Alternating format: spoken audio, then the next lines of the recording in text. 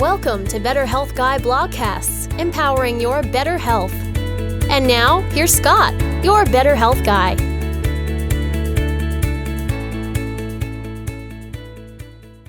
The content of this show is for informational purposes only and is not intended to diagnose, treat, or cure any illness or medical condition. Nothing in today's discussion is meant to serve as medical advice or as information to facilitate self-treatment. As always, please discuss any potential health-related decisions with your own personal medical authority. Hello, everyone, and welcome to episode number 114 of the Better Health Guy blogcast series. Today's guest is Dr. Andrew Campbell, and the topic of the show is mycotoxins. 30 years ago, Dr. Andrew Campbell started seeing many women who were sick from their silicone breast implants. Most of them eventually had their implants removed, thinking it would solve their health problems. But it didn't. Dr. Campbell then connected with Dr. Pierre Blais in Canada, a PhD expert in breast implants. His research had shown that many implants had molds in them. Dr. Campbell then started treating these patients with antifungal medications, and they improved tremendously. As Dr. Campbell's reputation grew, many people started to come see him because of molds growing in their home or workplace due to water damage. Many had gone from doctor to doctor without getting any better. These patients had all kinds of tests done, had taken all kinds of pills and supplements, and countless were told, it's all in your head. Dr. Campbell has helped well over 10,000 patients with health problems due to molds and mycotoxins. Everyone's immune system is unique and different, like a fingerprint. That's why there is no one treatment, no one size fits all. The key to diagnosis and treatment is to see if a person has antibodies to mycotoxins from exposure to molds. These are toxins, so they have an exceedingly bad and toxic effect on our health. Dr. Campbell has published his findings with people affected by molds and mycotoxins in medical journals and as chapters in medical books. He has lectured on this subject at medical conferences all over the US, Canada, Mexico, and in Europe. In all, he's published over 90 studies, 19 of them on the effects of molds and mycotoxins in people. And now, my interview with Dr. Andrew Campbell. Listeners will know that mold illness is something that I personally experienced and find a very critical piece of the puzzle to explore in order to recover from many types of complex chronic illnesses. Today, I'm excited to have Dr. Andrew Campbell here to talk with us about antibody testing for mycotoxins and how this might be a tool that can help those of us that experience mold and mycotoxin-associated illnesses. Thanks for being here, Dr. Campbell. Thank you for having me. At a high level, how did you become interested in mold and mycotoxin illnesses? Did you have some type of personal experience that led you to doing the work you do today with complex and chronic illness? Not a personal issue. I was at my medical center in Houston. I saw a number of women who all had the same kind of symptoms, no matter what their age or, whether it's 25, 45, or 65. They're short or tall or skinny or not skinny, and so on and so forth. And this is prior to computers. This is starting in the late 80s to early 90s. And so I kept going back to my charts at night after work and looking through, and there was one commonality. They all had silicone or saline breast implants. And so I started studying what was in the medical literature about that, and I found out a bunch of that, yes, they do cause problems. So I was able to reach out to other doctors, and eventually a lot of these women got explanted. Plastic surgeons are taught how to put them in, but not how to remove them. And so even though they weren't happy with the results, they still had issues with their health. They got maybe marginally better, 20% or so of their health returned, but the other 80% was still missing. And I found a doctor in Canada, in Montreal, Canada, Dr. Pierre Blais, spelled B-L-A-I-S. I grew up and was educated in Switzerland, so French was my first language, not English. And so I called him, and we connected well, and I asked him about implants. And to make the long story short, these implants, when they come out of the body, they come out, and although in the beginning, when they're new, they look kind of have an icy blue color. When they're explanted, they're discolored. They have brown, green, dark color discolorations, flecks floating inside, etc. And when I asked this doctor, who's a PhD, who examined all kinds of implantable medical devices, I asked him, well, what's that discoloration due? He said it was due to mold. And I was a little surprised, and I said, mold? How is it in silicone? Silicone is the chemical name, is dimethyl polysiloxane. How did it get into that? He said, due to very poor manufacturing methods. And after I published with other co-authors, I don't know, 15, 20 studies, however many, and testified at National Institutes of Health in front of them. They asked me to come up and present my findings. They finally took them off the market for a number of years. So I started treating with these ladies with antifungal medication, and boy, all of a sudden the clouds parted, the sun started shining through, and they felt great. And then I got their other patients coming to see me and said, you treated my mom, my sister, my daughter, my neighbor, my aunt, my grandmother, etc., for mold issues due to their silicone. We found mold in our homes or at work or wherever, and we feel terrible. Can you help us? So again, I went back to the medical libraries in Houston. There's 2 medical schools, so there's a lot of stuff to read. And I started reading up on that and started helping patients with that. And then starting in the year 2000 or so, 20 years ago, I published a number of studies, I don't know, between 15 and 20, studied on molds and mycotoxins and the problems they cause to the immune system and how they suppress the immune system and eventually cause all kinds of problems, including neurological, cardiac, etc. So I get a lot of questions about breast implants, and I'm curious, are silicone or saline implants safer, or do they pose equal risk?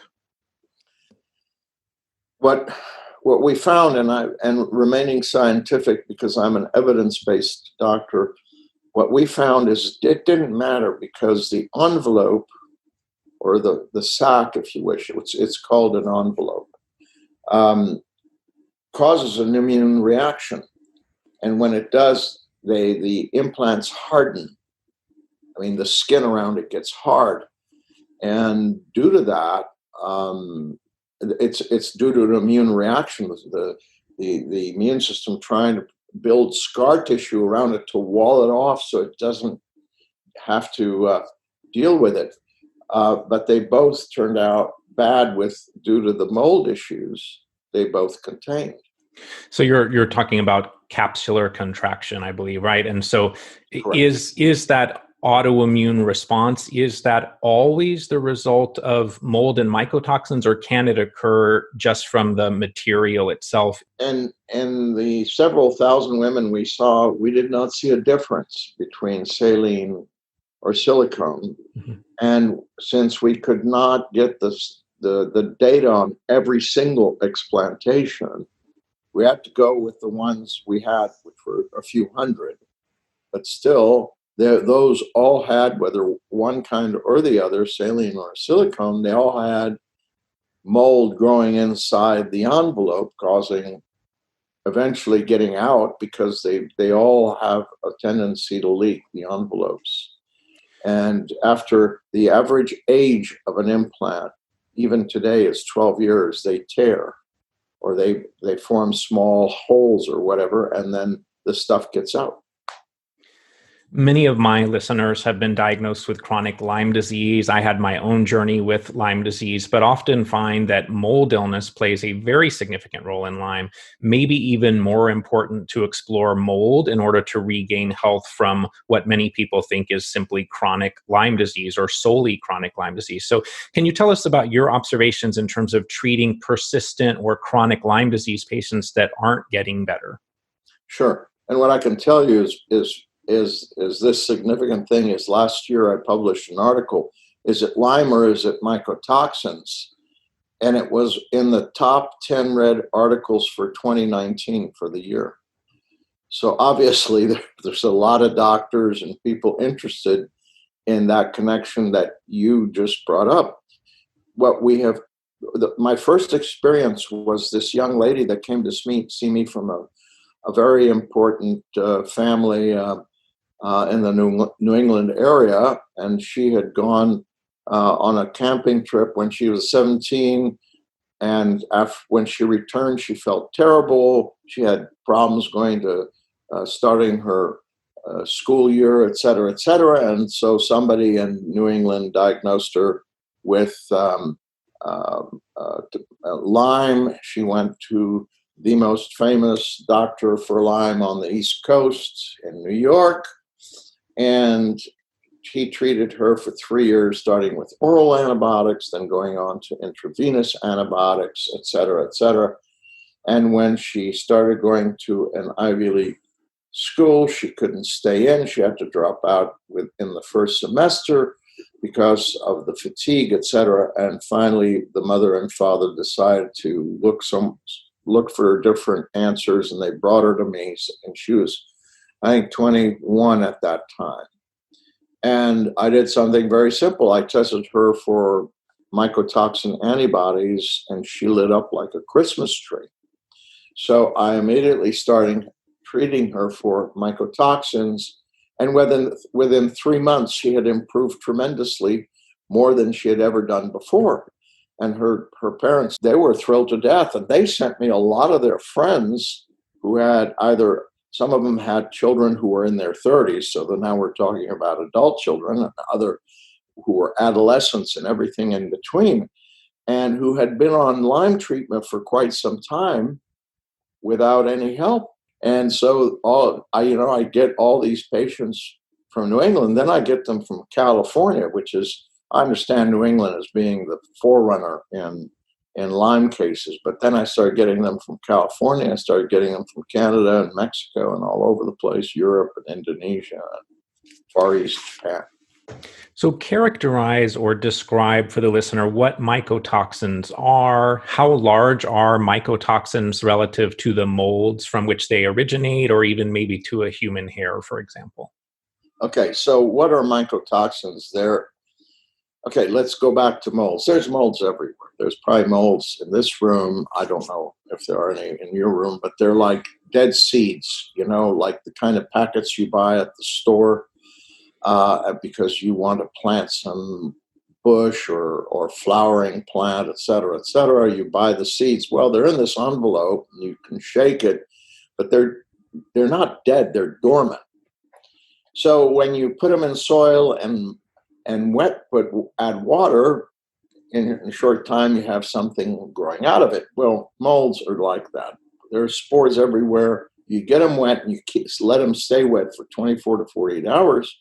They start to make spores, what is called in medicine sporulate. And these spores just spread into the air, huge amounts. When you walk through the room, when a window is open, it's shut, that kind of tremor, when air circulates, etc. It spreads them throughout. The government says that in a 1,500 square foot home, within 6 weeks from one focus, the entire home is contaminated. So these are tiny, and they carry with them a mycotoxin. And not a mycotoxin. One spore, one kind of mold will produce a series of different mycotoxins. So, and these go everywhere. So human hair is 100 microns. A spore is average 10 microns. A mycotoxin is 0.1 micron, which means it goes through anything. It goes through your skin, it gets on everything, and it causes problems. The first doctor that noticed that was Dr. Fleming in Scotland back in the 1930s. He was going on holiday. The British go on holiday, not vacations. He had 2 petri dishes, and he forgot to cover them. In one petri dish, he had Staphylococcus aureus, and the other one, a mold called penicillium. When he came back from his holiday, the staphylococcus, which is a bad bacteria, was dead. And the penicillium was fine. So after years of investigation, he figured out that there's a mycotoxin produced by penicillium that kills bacteria, and he developed the first antibiotic, penicillin. So we know, for instance, today, if you go in and if a patient goes in for a transplant, they're going to give you a medication called cyclosporine, which suppresses your immune system so that you don't reject the new implant, new organ. And this is what mycotoxins do. They're tiny. They get into the deepest part of your lungs when you're breathing, etc. And so within a few days of being wet, you're breathing mycotoxins. They're getting on your skin. You're absorbing them. You're swallowing them because they get on your sandwich, your cup of tea, or whatever you're drinking. Are there specific places in the body where mycotoxins have the most health negating effects, or specific targets that they impact the most within us? The most common effects are the immune system and the nervous system. The immune system, which is suppressed because they're very potent protein synthesis inhibitors. They change DNA and RNA. They shut down the mitochondria and cells, etc. That's one side. The other side is they really affect nerves, both the brain and peripheral nerves. What types of symptoms would you think would lead you to considering mycotoxins in a particular condition? And then more broadly, what illnesses or conditions do you think are associated with mycotoxin burdens? The most common symptom is fatigue. And that's the most common symptom in a lot of diseases and disorders, including Lyme. So fatigue is one. And then, you get this mental fog, you get short-term memory loss, anxiety, depression, mood swings. Everybody has good days and bad days, but these are like this many during the same day. You have problems with numbness and tingling, fine tremor, issues of that nature. Also, you get a lot of issues with aches and pains in your bodies, in joints and muscles, in coordination, etc. And it's very simple. You test for antibodies and find out, do I have this or I don't? Are there certain conditions that you think someone should explore mycotoxins as a potential contributor? What are the conditions where that should be high on the list of things to check off or explore? Well, one thing is, you mentioned Lyme. Okay, so if you have Lyme, you should also check for mycotoxins. But and I'm going to give this in a reverse way, because mycotoxins produce adducts. Antibodies of mycotoxins produce adducts, and adducts bind to human tissue. When they bind to human tissue, this triggers autoimmunity. So what am I talking about? I'm talking about MS, I'm talking about rheumatoid arthritis, lupus, Sjogren's syndrome, on and on and on and on. So I've seen a number of patients with Crohn's disease, et cetera, who've come to me with those autoimmune disorders. I test them for mycotoxins, and lo and behold, they're positive. If they're in the early stages, I can get rid of the cause of this autoimmunity, which were the mycotoxins, and by getting rid of the cause, you get rid of the disorder instead of treating the disorder. Would you put chronic fatigue syndrome, fibromyalgia, autism, Alzheimer's disease, would you put those high on the list of conditions where mycotoxins should also be explored? Absolutely. And several studies have shown that mycotoxins in autopsies of brain of people who've died and who had Alzheimer, up to 28% had mycotoxins in the brain. So it's a significant amount, medically speaking. The other part is in autism. I mean, I remember this one case where this medical doctor from a surgical specialty in a city, and his wife brought me flew, I don't know over how many doctors, and brought me their little boy and said, I've gone to all the specialists. They all tell me he's autistic. Is there anything you can do? And I said, well, why would you come to see me after you've been to see all these doctors? He says, because we're in our office and on a Saturday working, both he, his wife, and they had their little boy in a playpen. This is when he was younger. And these guys show up in a Tyvek suit with respirators and everything else and say, we're here to check your office for mold. And he looks at them and says, there's no mold here. He says, you don't understand, 2 floors above you against this wall was a sink, and that sink has been leaking all this time, and it's behind this wall, and that's the wall where they kept on Saturdays putting the playpen with their little boy. So I said to Dad, I'm going to do these tests, but if you want, since you're a trained doctor, let's start your son on antifungals and see what happens. And within 3 weeks, Mom calls me sobbing because her son spoke to her and looked her in the eye and asked for something to eat. She was overwhelmed emotionally. And I've had this happen again and again. Within a year, he was in a regular school.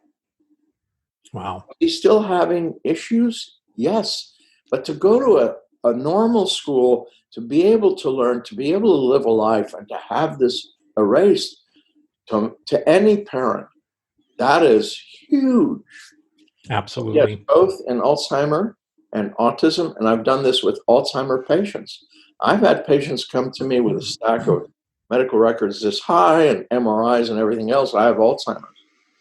And I test them for mycotoxins. They show up with treat them for mycotoxins 6 months later. The Alzheimer is gone. Some people in the mold illness community would suggest that mycotoxins are only a very small part of the problem that results from water damaged buildings. So what are your thoughts on the significance of mycotoxicosis in chronic illnesses?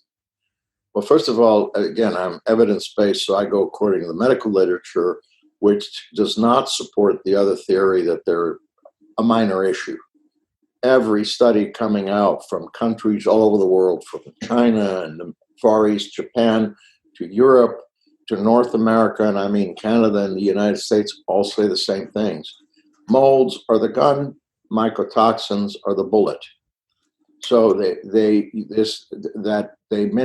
if someone is minimizing, I would ask them, show me the literature, the written, published literature to support what you're saying, because that's not what scientists and doctors all over the world are saying. Talk to us a little bit about the impact of mycotoxins on a fetus during a pregnancy, and then can mycotoxins be passed to a child through breastfeeding? Yes, what I've seen, and I've had patients referred to me by OB-GYNs, like a mother will be 6 months pregnant with twins, and one twin will die. Things like that, horrible, just terrible things. So mycotoxins being so small, what the literature has shown is, yes, they can go through the placenta into the fetus, and also into breast milk after the baby's born. So both are possible. Let's talk a little bit about the testing that you offer. You're the medical director for MyMyco Lab. So give us an overview of the testing at MyMyco Lab. What makes it unique? What's unique, it's the only blood test available for this problem. And we have blood tests coming in from Australia, all over Europe, all over North America, Mexico, et cetera, et cetera. So the test is to antibodies, because you don't want to know if they exist in blood. That's not available yet technologically. But antibodies are. There was a laboratory that used to offer this for 10 years, but then they quit doing that test. And as a result, people started testing urine. Urine tests not the mycotoxin, it tests the metabolites from mycotoxins. So it's just it's not an accurate test. Secondly, we get mycotoxins in our body from food. I love peanut butter, I have to confess. you know, and I've always loved it. Peanuts, nuts, beans, including coffee beans, all 25%, according to the World Health Organization, United States Department of Agriculture, et cetera. About 25% of all crops may contain mycotoxins. They even regulate in the United States the percent mycotoxins in foods that you can sell. So it's tiny. It's parts per billion. I asked a scientist once, "What is a parts per billion?" I can't picture that. I need a mental picture. He says, take 10 football fields, cover these 10 football fields with one layer of white golf balls, and put into there one yellow golf ball. That yellow golf ball is 1 part per billion. I said, well, I can imagine that. Okay, that helps me picture this. So that's what you're excreting from what you ate and drank that day. If you've ever had a beer, you may have had some mycotoxin exposure. And that's in the medical literature as well. So if you're peeing it out, that's a good thing. You're getting rid of what your body wants to get rid of. But it doesn't mean pathology. It just means excretion that day at that time. Antibodies are completely different because they not only tell you that you have them, but they give the body burden. And then, as I mentioned before, these antibodies can form adducts and bind to human tissue, triggering autoimmunity. So, for example, in patients who have high levels of several mycotoxins, I will always recommend doing an autoimmune profile or panel in them, because guess what? They may have developed autoimmunity, and by quickly attacking the mycotoxins in the body and getting rid of them, guess what? That autoimmunity now no longer is being stimulated and slowly fades away. And I've seen it in thousands. I've treated almost 14,000 patients. So I know I've seen it happen many, many times. So let's talk a little bit more about antibody testing. So if someone does antibody testing to the molds themselves, the interpretation is often that, well, that may represent allergy. It may not necessarily be an indication that you have an illness resulting from that mold exposure. So why is it different when we look at antibodies to mycotoxins? How do we know that those antibodies being present correlate to illness? So there's no real use in doing IgM antibodies, because those antibodies from the time of exposure last 3 weeks, about 20 days. And then they fade away, because then IgG antibodies come along. And those IgG is your army. M is like the Marines. They're the first guys who get there. They fight. Then the army comes in with the latrines, the cooking, the canteen, et cetera, and all the big guns. So they're the big ones.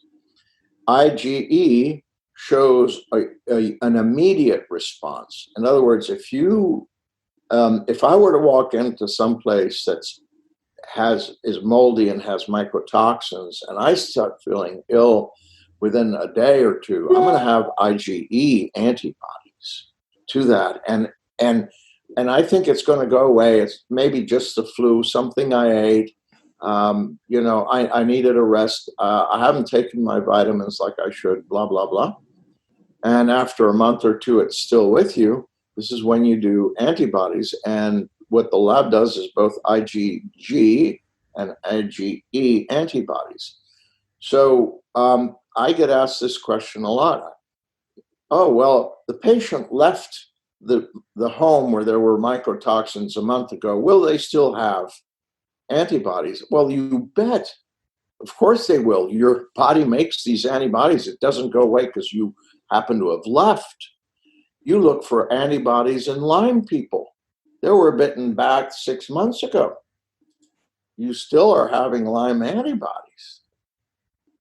Year later, year and a half, 2 years later, you have these antibodies because you haven't gotten rid of the issue. So in mycotoxins, You have IgG, which is the long-term toxic reaction by the immune system, and you have the IgE, which is more the mastocytes being stimulated and causing inflammation for you. So you test 12 different mycotoxins looking at IgG, IgE. What are the mycotoxins that are tested for with my mycolab? And are there other health impacting mycotoxins that are not yet part of the testing panel? Okay, so we test for 12 types. One is saprotoxin. These are two, but I consider them one. So you're actually getting more than 12. It's verrucorin and verrucorol. And then we do two ochratoxins, ochratoxin A and ochratoxin B. And I have to mention here that studies have shown that ochratoxins bind very strongly to albumin in the human body. Albumin is the number one protein in your body. And ochratoxin binds to albumin at 99.8% affinity. It is, as it goes through the kidney, it's reabsorbed by all parts, both by active and diffuse method. So it cannot be excreted in urine. But urine labs constantly report them as high.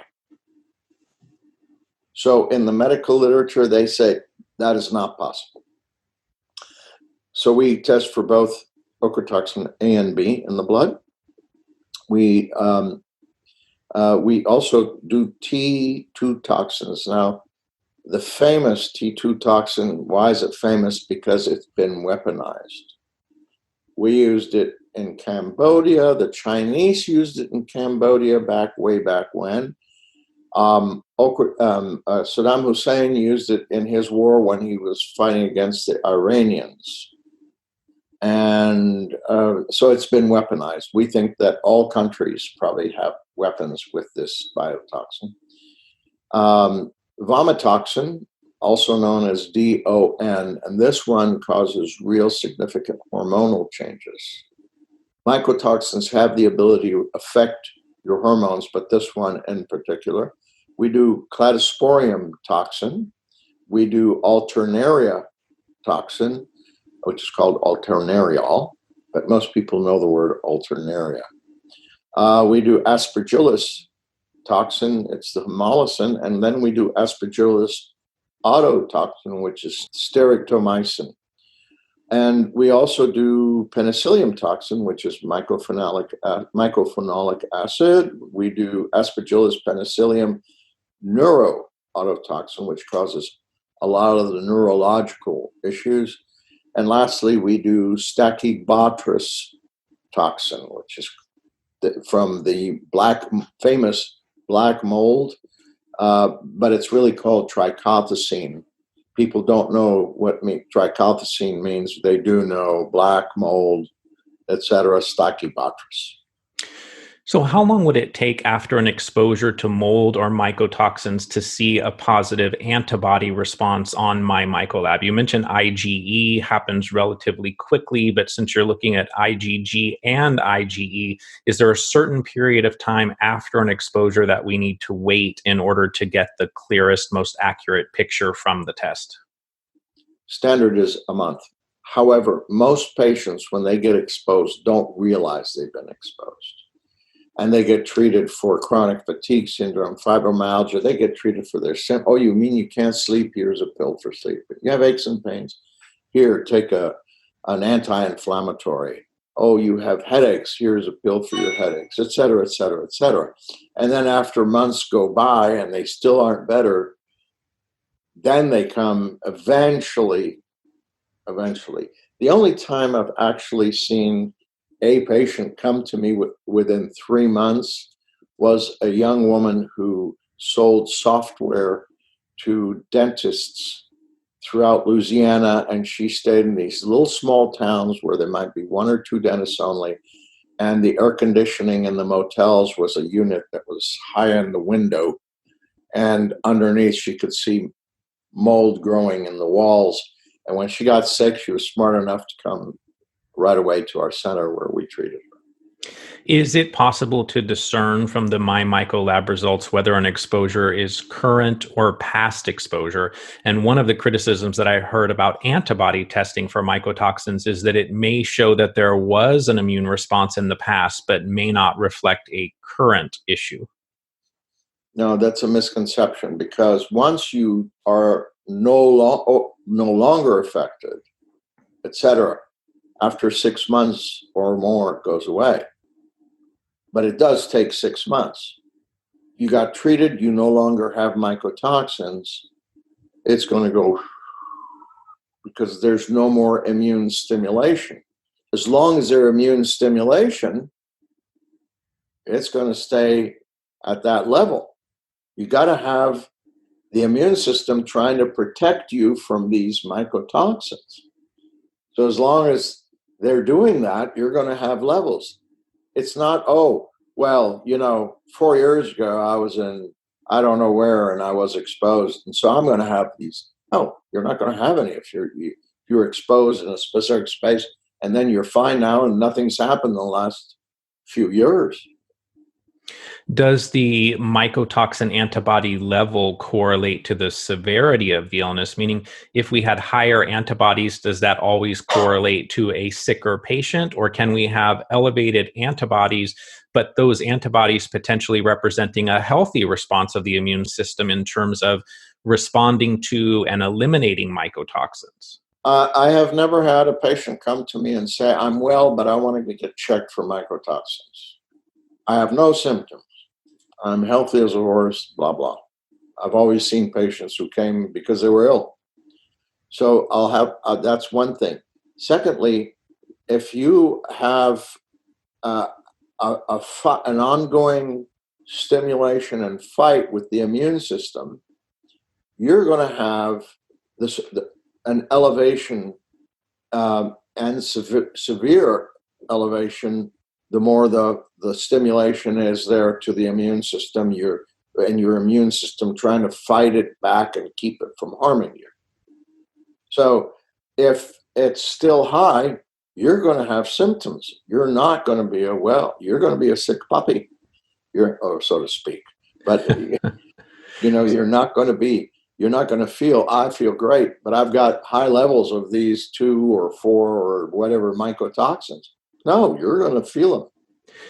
So would we say then that there's a correlation between higher antibody responses on the test and the body burden of mycotoxins remaining?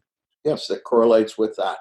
So you may not feel better for several months, but it takes a long time. If your checkbook is in the red by $1,000, it's going to take a lot of money. That it's going to take that $1,000 for it to just be even, for you to be at zero. And then for you to feel really better, you've got to put several $100s more into your checking account. So you're bringing this patient from way below down here to level and then making them better. And that takes time. So when they start feeling, they will be the first to tell you, I'm starting to feel better. That doesn't mean you stop. You continue till they say to you, I feel well. I'm back to my old self again. I can do all the things. Doctor, I love you. You're wonderful. You helped me. Let's say that someone is in a water damaged building, has mycotoxin antibodies, they remediate, they move, they then want to later retest. A listener asked, how long should they wait before retesting with MyMyco in order to see that they actually have moved in a good direction and the antibodies have started to reduce? You mentioned 6 months, so I'm assuming it's about 6 months. After you begin treatment. The first rule of toxicology is get the patient away from the toxin or the toxin away from the patient. So they got to move out. No treatment will help if they're still being exposed on a regular basis. But after they start treatment, 6 months. Let's talk a little bit about immunoglobulin-based testing, some looking at IgE, IgG, or subclasses of IgG, look at those to see that some people may have low immunoglobulins. And so I'm wanting to hear your thoughts about the potential for the MyMyco to maybe not show a response to mycotoxins when there may actually be a mycotoxin issue if the person has suppressed immunity or even potentially is on some type of immunosuppressive medication. Well, first of all, you can't test anybody if they're on immunosuppressant medication. They've got to get off the corticosteroids or whatever medication they're on for 6 weeks and then get tested.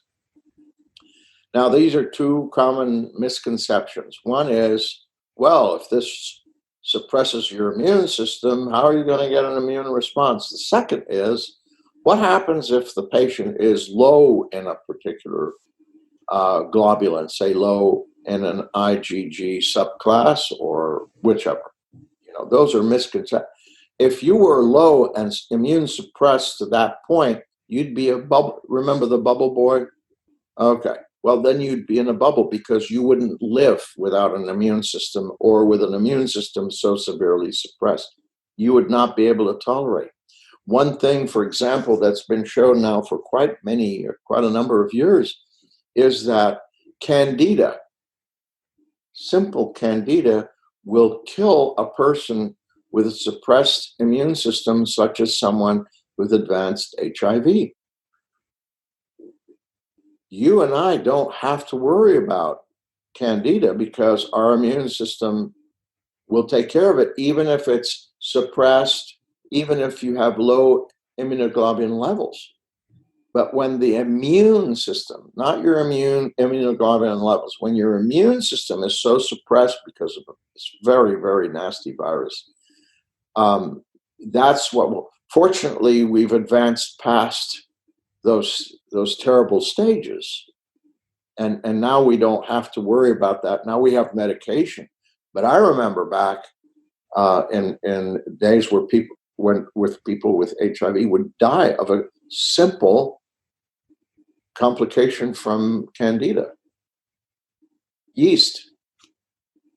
So the immune suppression that occurs potentially from mycotoxins or mold illness or from Lyme disease is not enough to lead to the MyMyco potentially having a false negative result, is what I'm hearing.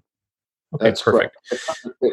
Well, just taking it to the immune system rather than to a lab, your immune system is still going to function because you're out in the public. You're being exposed to lots of things every day, but we make it.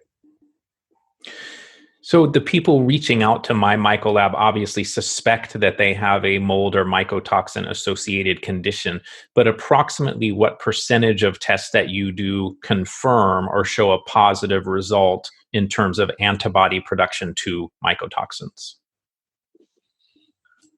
I would say, for one, it's going to depend on the clinician's ability to really detect. We do get some samples that are completely normal. There's no mycotoxin antibody, no immune response to any mycotoxin, but I think that was mainly due to perhaps the clinician not asking the right questions or not finding out more about living conditions or working conditions, etc. But we always have a percent of people that show up and they're basically normal. Mast cell activation syndrome is a common issue for many different types of chronic illnesses. Does an IgE response on your test suggest an activation of the mast cells? And if so, is that activation the result of the mold exposure or the mycotoxin exposure or both? Well, IgE antibodies to mycotoxins will stimulate mast cells to release their inflammatory chemicals into the circulation. I'll give you an example. There's a young man, 32 years old, came to see me last August with problems relating to his legs. They would cramp up terribly. He'd have electrical shooting pains down his legs, etc. I asked him about, he's an engineer, electrical engineer. I asked him about his working conditions, and they were terrible because he worked at a plant, a factory. So we did the mycotoxins. Sure enough, he lit up, started treating him. And then after 6 months, they went away. He calls me out of the blue and says, I'm feeling the same stuff again. This is recently. And he came into the office. I mean, he could barely walk with one leg. It was so bad. He had to stay off work, etc. I retested him. His IgE were elevated way high. His IgG were normal. He'd been treated. So I asked him, where did you go? Did you go anywhere during the Christmas holidays? He says, well, yeah, actually, for my family, we all went to this place in Marco Island, Florida for 3 weeks. I said, was it moldy? Yeah, well, it smelled a little funny. Well, guess what? He got re-exposed, but the re-exposure showed the IgG because that's the symptoms. That's the immediate symptoms. So I don't know if that answers your question, but basically those are typical of what we see, what I see in my practice, but also what clinicians will see. Some practitioners use HLA-DR testing as a tool to assess the genetic predisposition to mold and mycotoxin illness or mycotoxin clearance. What are your thoughts on HLA testing for biotoxin illness or mold illness? Okay, so again, I'm evidence-based, and I would like to see evidence in the medical literature that, as it's stated, 25% of the US population, which means 85 to 90 million people, have this genetic defect. If that were true, every lab in the United States would be touting this test because you have potential for almost 100 million clients out there to do this test. Nowhere in the medical literature is it written that this is found in 25% of patients. Nowhere. It does not exist. And I'd invite any doctor to go to PubMed. It's free. It's the National Library of Medicine. Look up. You've shared some of your thoughts on urine mycotoxin testing. And so I'm curious, if someone has a highly positive urine mycotoxin test, but a negative MyMycoLab immune antibody result, would you then conclude that mold and mycotoxins are likely not the cause of their health challenge? Well, I've never had that situation happen to me where a patient said, their mycotoxin antibody test is normal, and then they bring me a urine test, which is positive. Then I would say to them, how do you feel?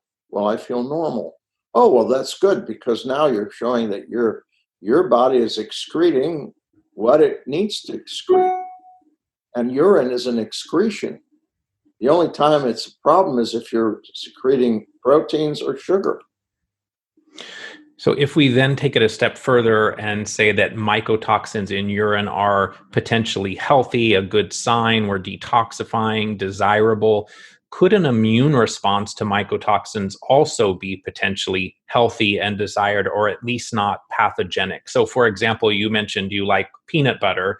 If that peanut butter has an exposure to aflatoxin, would you then have a positive MyMycoLab test or not? No, because I feel great. I don't have a disease process that's going on. As a matter of fact, I just had my physical this morning. Sorry, but it's true. And, I feel great. Yeah, I played golf with my grandson yesterday, 18 holes without any problems. So, and I'm 71. So if I tested positive for antibodies, then the antibody test, I would say, was not useful. But the medical literature says it's the most accurate test, it's the most specific test, and it's the most indicative test for body burden. So I have to go by what the literature says. Can I then conclude that ongoing exposure to mycotoxins from food sources we do not believe that would result in a positive MyMycoLab test. Is that correct? That's correct. It will Okay, not, because your beautiful. body's going to grab it. The immune system's going to grab it, build an antibody, get rid of it. It's gone. It's no longer stimulating the immune system, and the immune system is fine. It's strong. It's doing its thing. Do you think that these environmental exposures lead to colonization within the body, such that if we're in a water damaged building, we get to a completely safe, clean, mold poor environment? Could we still be producing mycotoxins in the body that could then continue to lead to mycotoxin antibodies? Yes. So just removing from the source of the exposure is not enough. That's where you were referring to the use of antifungals as well, because we can still have this ongoing production of mycotoxins leading to illness. Correct. Okay, beautiful. So we're at a place where there was a lot of radiation. And now you move to a different state where they don't even have radiation. Does that mean the radiation illness will go away? Nope. Yeah, and I think that's important, because that is something that I've heard practitioners on both sides of that discussion. To me, it seems very logical that we could have this colonization. But for those people that move to another environment and don't get better, you may want to have conversation with your practitioner about the potential for colonization within the body itself that might require some antifungal treatment. Absolutely correct. In those people with the potential for autoimmunity that you mentioned that can be triggered from mycotoxin exposure, is there a specific test that you recommend? And do the results of that test change your treatment protocols? I recommend, of course, okay, so when patients come to see me, they've usually seen a number of doctors. I just saw a 28-year-old who had seen 28 doctors. I can remember the number easily because they're both 28. So here's this 28-year-old who had to go to 28 doctors, and he still felt awful. He was given trials of medications, trials of supplements, detoxification, liver detox, all kinds of things. Nothing helped. He tested positive and was elevated in several mycotoxins. 6 weeks later, he's feeling much better. I did not expect him in 6 weeks to feel much better, honestly speaking, but I think he was so desperate to find it. He was depressed. You know, when you're sick and you're that young and you still feel sick and you've just been to 28 doctors, that's going to affect you. I don't mean you're depressed because woe is me, but you're depressed because you're worried. You wake up worried every day and you go to bed worried every day. And that anxiety will bring on that depression. So I think he feels better because he's no longer anxious or depressed. He's found the reason and the cause. So clinicians have to be aware of the mental aspect of their patients who have these chronic illnesses.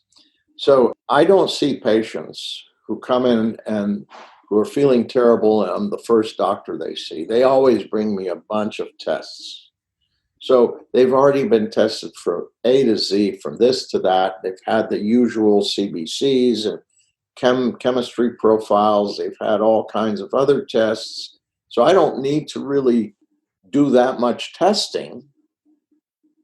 And so besides the common tests that are done by most folks, most clinicians, the common tests, all that is normal and you're not having other issues, comorbidities, as we call them in medicine, then I would always recommend that you do CBC with differential, you do a chemistry 26 panel, thyroid hormone, things of that nature, depending on the age and sex of your patient, and find out what those levels are. And if those are all pretty good and pretty normal, then think about mycotoxins. In terms of the testing that you prefer then for autoimmunity, is there a specific profile or panel or lab that you like to look at?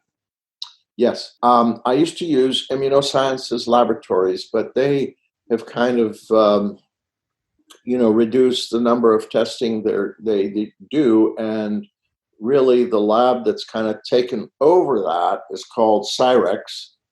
And so there's a panel, very thorough, very complete panel of autoimmunity, and they call them arrays at Cyrex. It's array number 5. Let's say that we have someone where the MyMyco lab is positive for mycotoxin antibodies. The Cyrex panel confirms autoimmunity. Treatment is implemented. They retest the MyMyco lab is now negative. Would you speculate that that would generally then correlate with resolution of the autoimmunity? It may and it may not, because part of the treatment in dealing with mycotoxins is not only antifungal, but the other part, and it's a balance, is to bring up the immune system, is to improve the immune system, reduce environmental factors. If you live at a crossroad of 2 highways, my goodness, I hope you move away from all that, all those chemicals being emitted by cars and trucks. If you're, downwind from a large factory, if your husband or wife works at a factory or a plant where they make certain chemicals, my gosh, so reduce your environmental factors. Make sure your diet is clean. No more Cokes or Fantas, please. Let's drink lots of water, and don't buy it in bottled water. I just read a study. Thank you. I just read a study that now they're saying BPA free because they've put in BPS. Well, that doesn't change it. It's still bisphenol, and it's hormone disruptor. So, you've got to help your patient understand all these factors. I mean, my favorite olive oil now comes in plastic. Okay, so go through all that. Make sure they eat healthy, balanced. The best diet, of course, is the Mediterranean diet, but not many people like it, and not many people can afford it. So to try to reduce what they do like, I mean, what happens when you get a Texan that's 6'6", wearing jeans and a belt buckle the size of a hubcap, and you tell him you can't eat steak for breakfast, lunch, and dinner? He's going to say some choice words about you. So you've got to think of your patient and help your patient hold their hand through all these changes and modify how they eat and what they're drinking. Explain. Don't say don't use bottled water. Explain to them why. And then they'll understand. So do all that and use the right supplements for your patients. Get the best, not the cheapest supplements. Get the best. Don't get the ones that come, the powder comes from China and then it's put into capsules in the United States. Buy good quality supplements and get them to your patients. Things like that. Let's talk a little bit about the diet piece. So we've heard you say that exposure to mycotoxins in foods in certain people may not pose any problem at all. In those people who have a chronic illness, however, would you generally recommend a diet that is low in those foods that might lead to mold or mycotoxin exposure? I have a diet. I wouldn't call it a diet, a nutritional guideline that I give my patients. Okay. And so in those nutritional guidelines here's what you can eat all you want, and here's what you should limit, and this is what you should never have. And I'm sorry, no more donuts, no more, all those kind of things. But for instance, beans, such as coffee beans, are known to have parts per billion, that one yellow golf ball. Well, your body can handle that tiny amount. It doesn't, your immune system kicks that right off, even if it's suppressed because of other problems. Because if your immune system quit working, or was so suppressed, you'd catch every flu bug around. Just by being millions of miles away from the center of coronavirus, you'd have it. Many of these complex illnesses have a mitochondrial component. So I'm curious, how significantly do mycotoxins impact our mitochondria, our ability to produce energy or ATP? And do you find that mitochondrial support is often needed in addition to removal from the source and antifungal treatment in order to get people back on track? That's an excellent question. And yes, it affects the mitochondria. And that mitochondria stops making ATP. And then you have cell apoptosis, which is cell death. And remember, it also affects your DNA and RNA. And what happens when you mess with DNA? Cancer.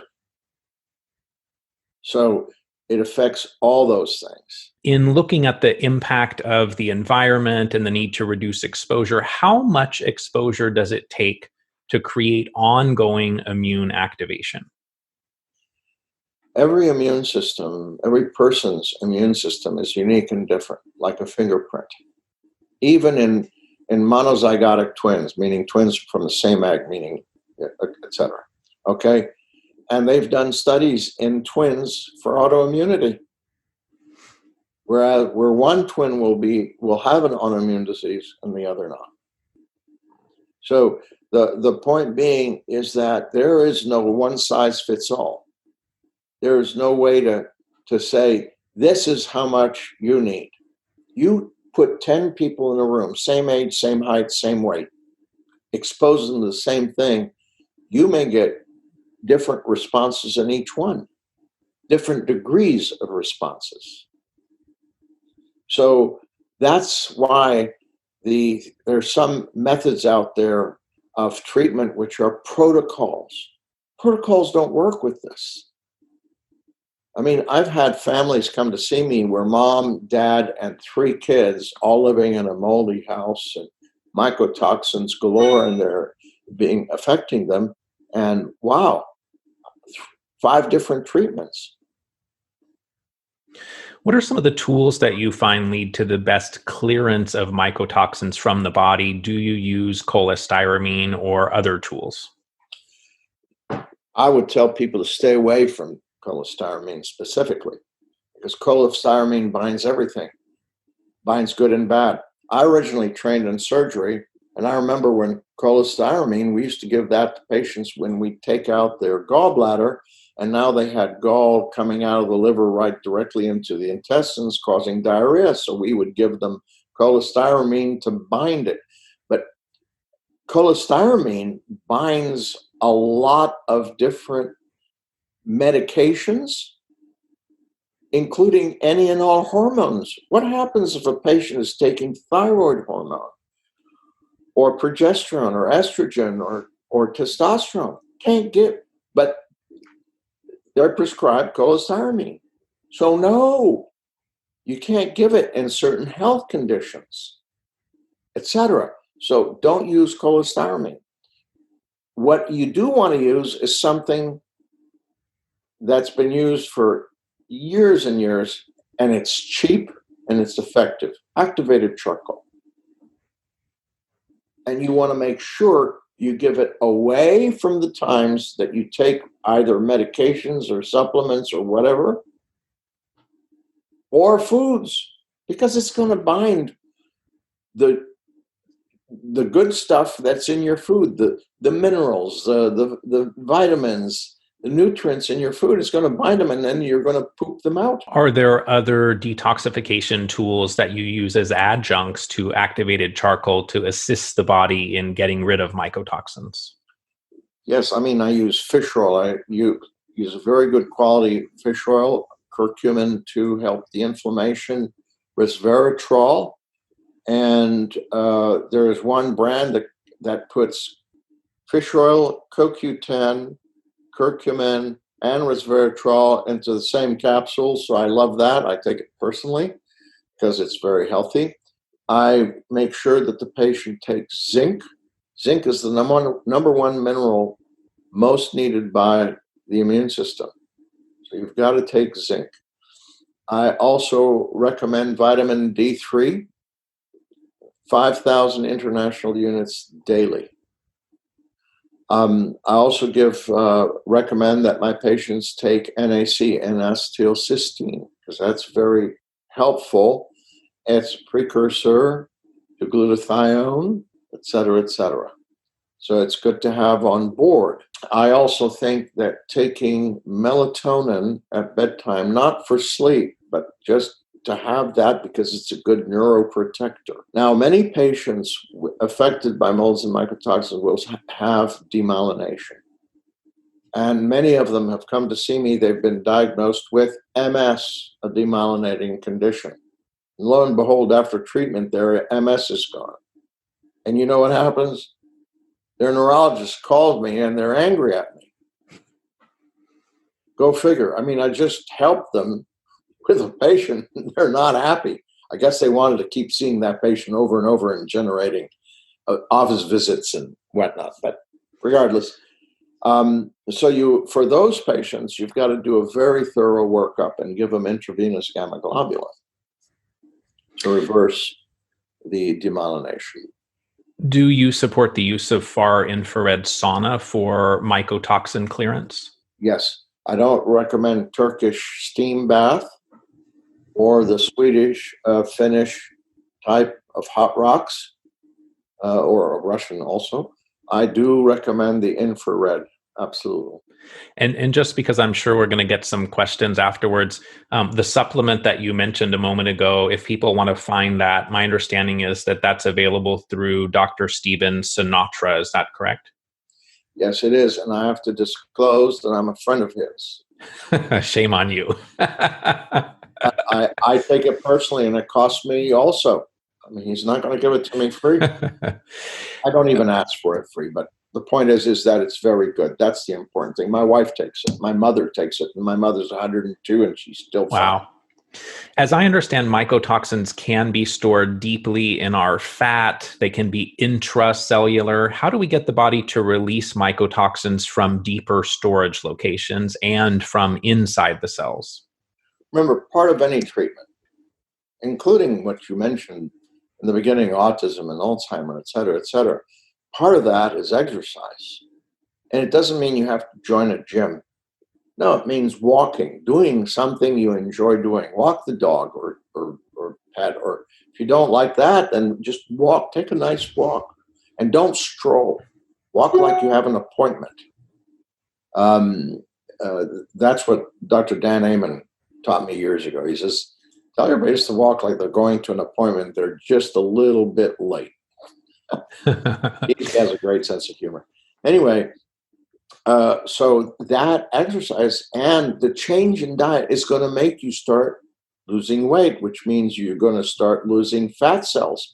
And what will happen is, in patients, they'll suddenly start feeling bad again because here's these fat cells dissolving, releasing these mycotoxins. And I have to mention here, too, that you may want to tell your patients that they may undergo Herxheimer reaction. In those with mast cell activation syndrome that may be triggered by mold and mycotoxins, do you find that adding specific interventions that stabilize the mast cells and reduce histamine intolerance while they're working through detoxification of those mycotoxins, do you find that that helps people better tolerate treatment and reduces their symptoms? I've had patients undergo, but the results have been marginal at best. I think they should just stay on the treatment that their clinician, who knows them and who knows all their different conditions, stick with that, and eventually you'll overcome that. Coming back to the conversation around colonization, antifungal therapy, what have you found helpful? How do you address the sinuses, the gut? Do you use systemic antifungal agents? What are your thoughts on colonization treatment? A colonization treatment is still, I've used and still use itraconazole 100 milligrams twice a day with food. And don't give it for a month or two. Give it for at least 6 months. And for those clinicians who are worried about liver function studies, et cetera, when I first started, I checked liver function every 2 weeks. And then when I found no one, not a single one, had made any no reaction whatsoever. I started doing them every month while on itraconazole or Sporanox. And then nothing happened. So then I just did it every other month just to keep them happy and the insurance companies happy.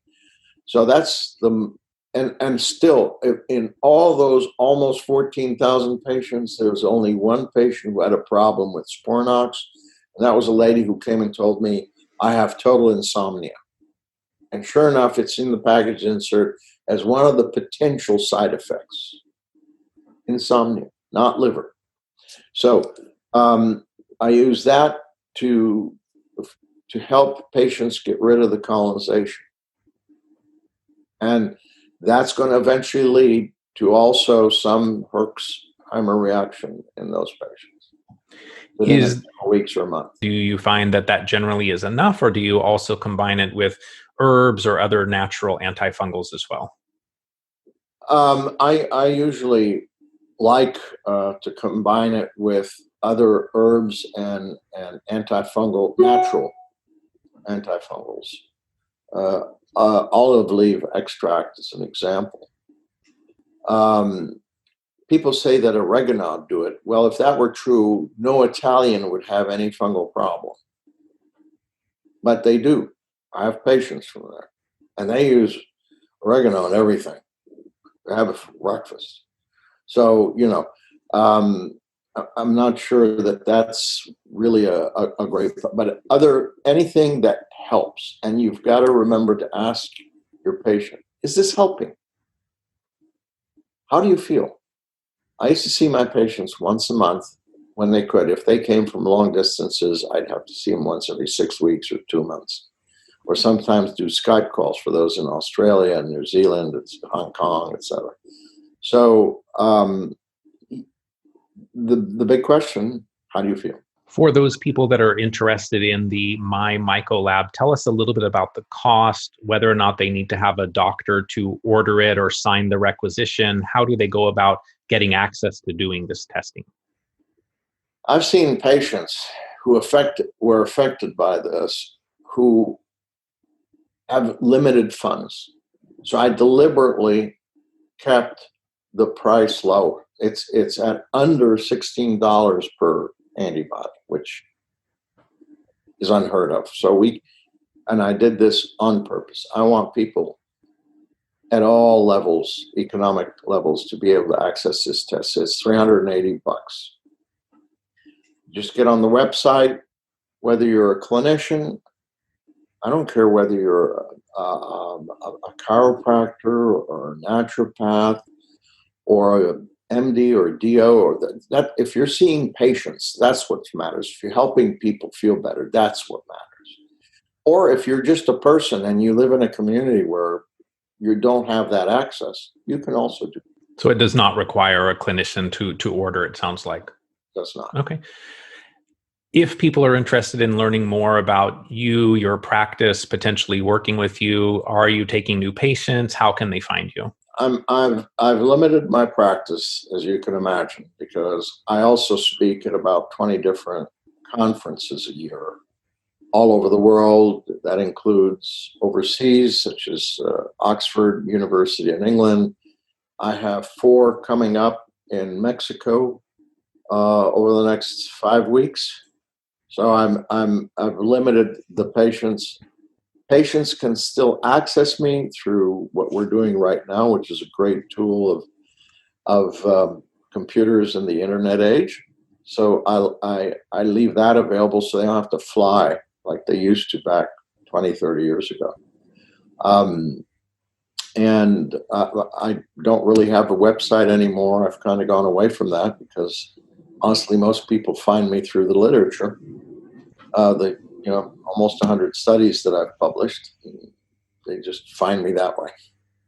My last question is the same for each guest, and that is, what are some of the key things that you do on a daily basis in support of your own health? My own health, I think love is very powerful. So I think, of course, love your family, love whatever God you worship, and love people. Be kind to them.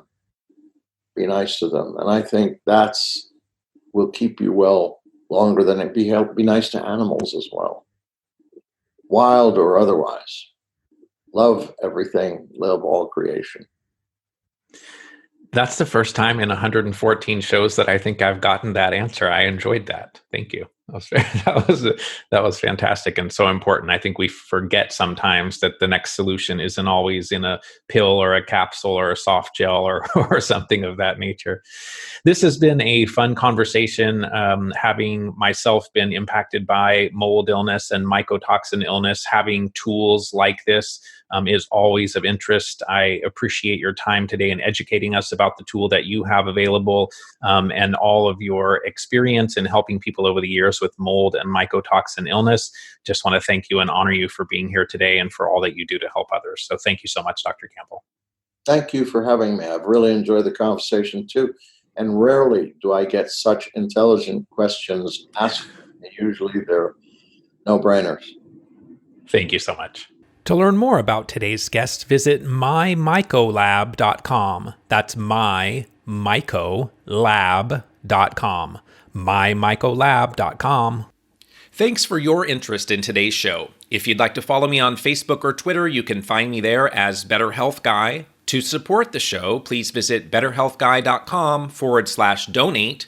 If you'd like to be added to my newsletter, visit betterhealthguy.com/newsletters. And this and other shows can be found on YouTube, iTunes, Google Play, Stitcher, and Spotify. Thanks for listening to this Better Health Guy blogcast with Scott, your Better Health Guy. To check out additional shows and learn more about Scott's personal journey to better health, please visit betterhealthguy.com.